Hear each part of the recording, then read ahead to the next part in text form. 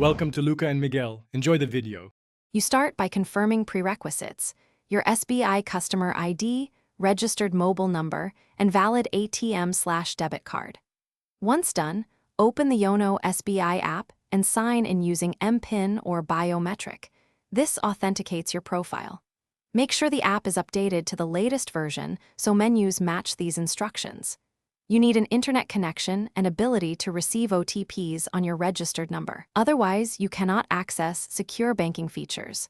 Now navigate to the main menu to once signed in, tap Accounts, then choose the account you intend to receive or send international funds to. Next, open account details and look for international banking, SWIFT/BIC, or correspondent bank information. Yono often places SWIFT under branch details.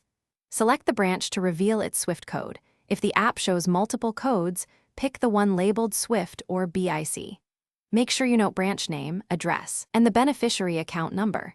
These details are required for most international transfers and compliance checks. You finish by copying the SWIFT/BIC exactly as shown and sharing it with your sender, along with the branch address and beneficiary account details. Once done, double-check spelling and character case because banks reject mismatched codes. If the code isn't visible, contact SBI customer care or visit your branch to obtain an authenticated SWIFT. This avoids payment delays. If Yono behaves oddly, clear app cache, re-login, or reinstall. Make sure your mobile number and KYC are current to receive OTPs and updates.